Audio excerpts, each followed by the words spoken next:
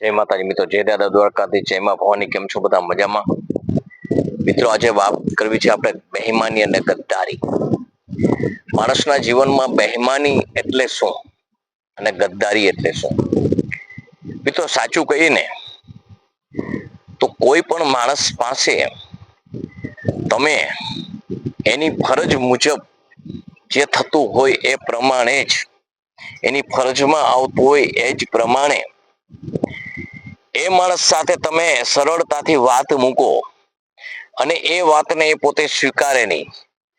એ જાણે છે કે આ તમે જે વસ્તુ કયો છો એ, પણ જે સ્વીકારે જ નહીં ઈરાદાપૂર્વક, એને બેઈમાની કહેવાય.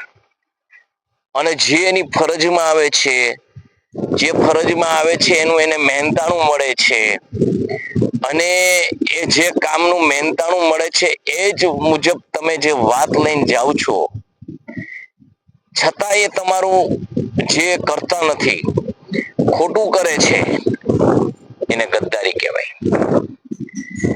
મિત્રો ગદ્દાર માણસ છે ને, બેઈમાન ગદ્દાર માણસ છે ને, એ માણસ જીવનની અંદર એ કઈ કઈ કરે છે ને,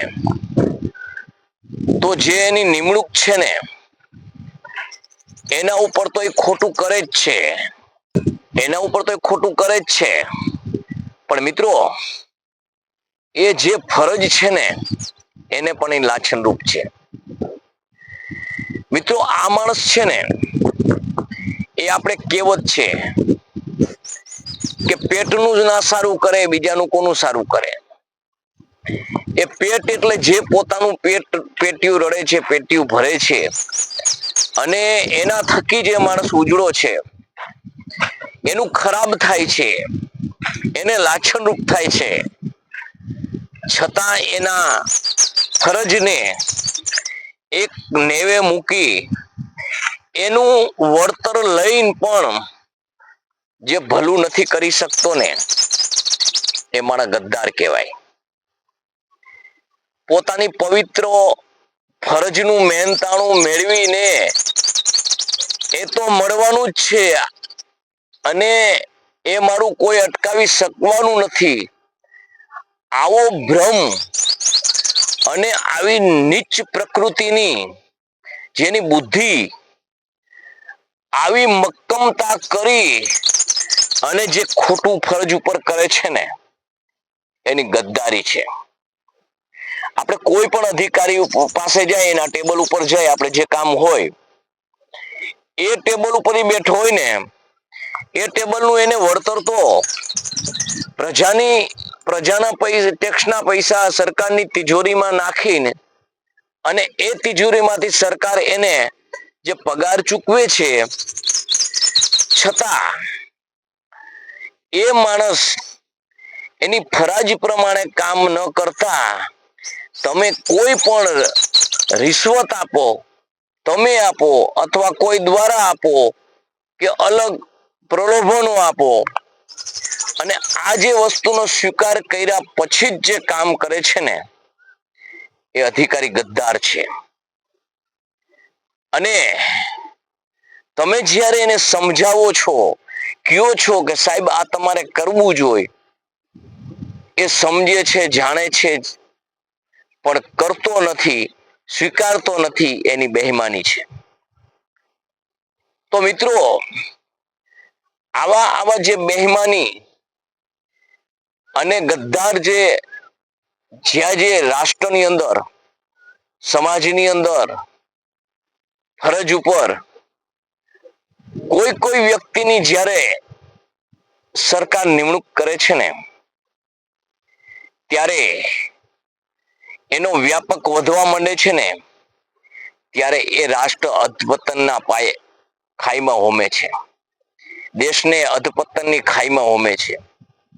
જેને દેશ પ્રત્યે, રાષ્ટ્ર પ્રત્યે, ગામ પ્રત્યે, અરે જેનું ખાય છે એનું જ ખરાબ કરે છે, આવા વ્યક્તિ જે છે ને, એ બધા આ દેશ માટે શ્રાપ છે. આ વ્યક્તિઓને તમે જ્યાં સુધી મિત્રો એક થઈ અને આ સડાને તમે દૂર ન કરો ને ત્યાં સુધી કોઈ દી રાષ્ટ્રનો, દેશનો, ગામનો કે મારો કે તમારો કોઈ પણનો વિકાસ ન થાય. આ ગદ્દારી એટલા અંશે આપણા દેશની અંદર વ્યાપી ગઈ છે ને કે મિત્રો આમ કહીને તો લોહીમાં વણાઈ ગઈ છે,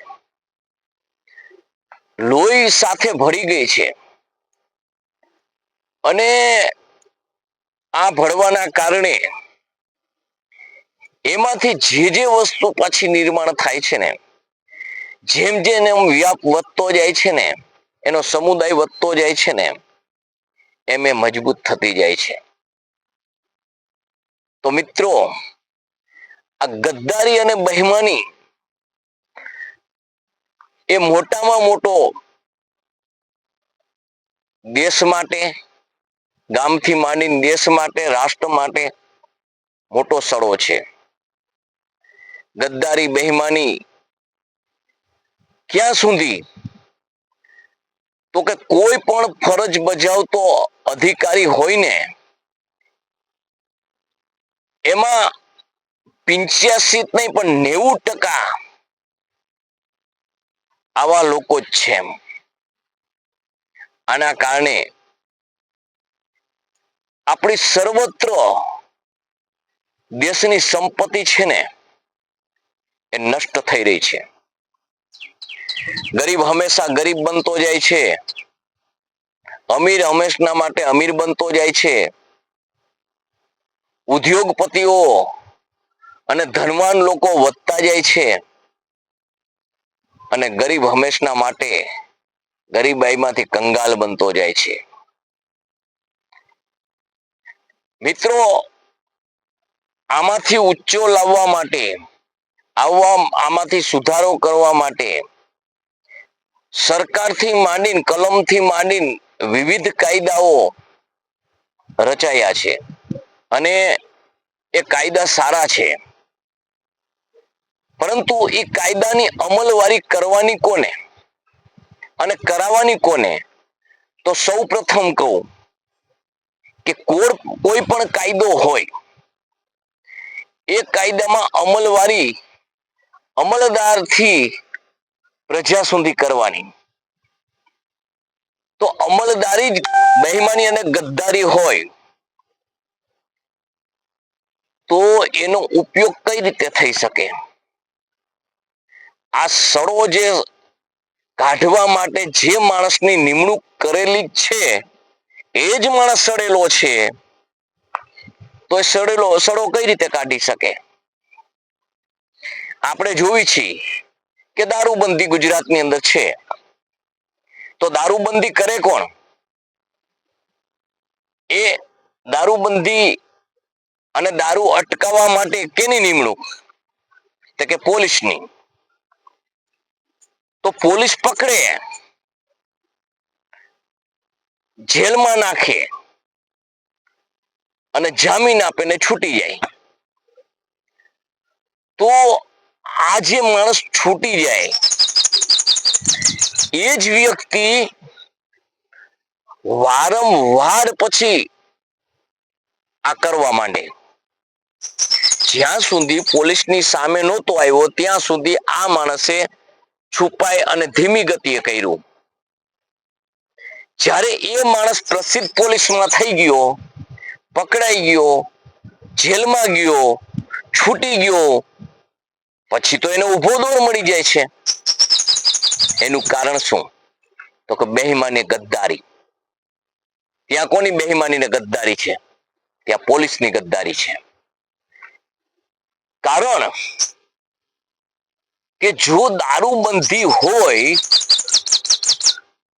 તો એ કાયદો એવો હોવો જોઈએ કે છૂટવો જ ન જોઈએ. અને એકવાર છૂટ્યો અને બીજી વાર પકડાયો એટલે એને સજા જ હોવી જોઈએ, તો જ મારા દારૂ છોડે. નહીતર દારૂ છોડવાના બદલે દારૂ વધે. કારણ એને જે ભીતિ હતી, એને જે કાયદાનો ડર હતો એ નીકળી ગયો. અને જીવનમાં ખબર પડી ગઈ કે હવે આ જે પરિસ્થિતિમાંથી હું છૂટ્યો એથી વિશેષ કોઈ વસ્તુ થવાની નથી. એટલે તમ તારે આપણે જલસા મારો, હપ્તા ભરો અને મોજ માણો. તો અહીંયા આનું કારણ શું? કે ગદ્દારી. કાયદાનું બંધારણ જેવું હોવું જોઈએ કે ભાઈ જેની પ્રતિબંધ છે એ વસ્તુ બીજી વાર થાય એટલે આ સજા થાય, અને ત્રીજી વાર પકડાય એટલે એકે કામનો ન રહેવો જોઈએ, તો બંધી થાય. એટલા માટે જ મિત્રો કહું છું કે આ તો દાખલો છે આપણે, પરંતુ હર કોઈ અધિકારી પોતાની ફરજ ઉપર આવી રીતે જ કરે છે. અને આવી રીતે કરે છે ને, એ જે કરે છે ને એ એની ગદ્દારી છે, બેઈમાની છે. બેઈમાની ગદ્દારી એ જ છે કે આવું ન થાય એ માટે જેને નિમણૂક કર્યો છે એનો એને પગાર ચૂકવાય છે, એનું મહેનતાણું મળે છે, છતાં એ મહેનતાણું ખોટું લઈ ફરજ ઉપર જે વસ્તુ કરવાની છે એ ન કરતા એ પગાર ખાઈ અને વિશેષ જે અપેક્ષા એને જાગે છે અને એના માથે જે પૈસા લઈ અને જે પદ ઉપર જે નિમણૂક છે પદને બદનામ કરે છે, એ બદનામી જે પદ ઉપર થાય છે ને એની બેઈમાની અને એની ગદ્દારી છે. તો મિત્રો, આ બેઈમાની અને ગદ્દારી જાય ક્યારે? તો કે આના માટે એકતા સાધવી પડે, આના માટે એક બનવું પડે, આના માટે ગમે તેવી પરિસ્થિતિમાં હું ચલિત ન થાવ, ભ્રમિત ન થાવ, આવું મનોબળ કરવું પડે. પ્રજાને એક અવાજે ઉઠવું પડે, પ્રજાને અવાજ ઉઠાવવો પડે. કોઈ પણ કલમની અંદર ન્યાયતંત્ર સુધી ન્યાયાધીશ પણ બાંધછોડ ન કરાય એ માટે ન્યાયાલયના ઘેરા ઘાલવા પડે. ન્યાયાલય જે ન્યાય મંદિર છે એમાં આ વસ્તુનો જ્યારે ફેસલો હોય ત્યારે હજારો લાખોની સંખ્યાની અંદર પબ્લિક ભેગી થવી જોઈએ. ન્યાયાધીશને બહાર આવવા મજબૂર થવું પડે. ન્યાયાધીશને કેવું પડે કે તમે ના કહો છો એ બરોબર એક સુરે એક અવાજે, જેમ ભગતસિંહે કીધું કે હું મરું અને જો દેશ આઝાદ બનતો હોય તો મારી પાસે વાહે રોતા નહીં પણ ઇન્કલાબ જિંદાબાદ, આવો જે જુસ્સો છે એવો જુસ્સો ઉત્પન્ન થવો જોઈએ. જ્યાં સુધી આવો જુસ્સો ઉત્પન્ન ન થાય, જ્યાં સુધી તમારા જીવનની અંદર એકાબીજીના ભેદભાવ ન જાય, ત્યાં સુધી રાષ્ટ્ર પ્રેમના નિર્માણ થાય. રાષ્ટ્ર પ્રેમ જ્યાં સુધી નિર્માણ ન થાય ત્યાં સુધી તમને રાષ્ટ્રની કિંમત ન સમજાય, અને રાષ્ટ્રની કિંમત ન સમજાય ત્યાં સુધી તમને પોતીકું કંઈ ના લાગે. એટલા માટે જ કહું છું, એક બની જાઓ તો અનેક ઊભા થશે, પણ એક વિખાશો તો સાવ વિખાશે. એટલા માટે મિત્રો, સર્વત્ર જે વસ્તુ છે ને એ પોતીકી સમજો, દેશની મિલકત સમજો, દેશની આન શાન સમજો. દેશ માટે જેણે જેણે આપણા માટે બલિદાન આપ્યા છે, આપણા માટે બંદૂકની ગોળીઓ ખાધી છે અને મહામૂલી આઝાદી લાવી છે, અને એ આઝાદીના પેટાળની અંદર આપણા એવા જે નેતાઓ હતા કે જેણે એક રૂપિયાની અપેક્ષા રાખ્યા વગર સર્વત્ર પોતાનું લોહી અને હાડકાનું ખાતર કરી અને જે મને ને તમને અમૂલ્ય જે હાથમાં જે આપી દીધી આજે સોનાની કટાર, એ કટારથી આપણે રક્ષણ નથી કરતા પણ એ કટારથી આપણે એકબીજાને કાપીએ છીએ. આપણે આપણી કિંમત જે સમજાવી એ સમજતા નથી. આપણે હલકા બનતા રહેલા છીએ. નાત જાત ભાતના જે વાળા છે એમાં વેચાઈ ગયેલા છીએ. ત્યારે જ આ લોકો આપણી જ સંપત્તિમાંથી પગાર ખાય અને આપણી સામે બેઈમાની અને ગદ્દારી કરે છે. શું તાકાત છે એની? લોકશાહી છે, લોકો વડે ચાલતું શાસન એટલે લોકશાહી છે. લોકો ધારે કરી શકે, લોકો ધારે તો સરપંચથી માંડીને અને વડાપ્રધાન સુધીના માણસ એ તમારો નોકર છે. કારણ કે હવે તો આપણે સમજીએ છીએ કે બધાને પગાર મળે છે. પગાર મળે ને એટલે એને નોકર કહેવાય, પણ પગાર વિગન જે આપણા નેતા કામ કરતા હતા ને એને સેવા કહેવાય. એટલે તમારા જે ટેક્સના પૈસા સરકારની તિજોરીમાં જે જમા થાય છે અને એ પૈસાનું એને મહેનતાણું ચૂકવાય છે, છતાં તમારા હોવા છતાં, તમારા નોકર હોવા છતાં તમારું ધાર્યું ન થાય, તમારી નબળાઈ છે. માટે મિત્રો, ગદ્દારી અને બેઈમાનીમાં આ લપેટાયેલો અધિકારી અને એના જે ઝાડની અંદર ફસાયેલા દેશને બચાવવા માટે તમારે જાગૃત બનવું પડે. તમારે એક અવાજે ઉઠવું પડે.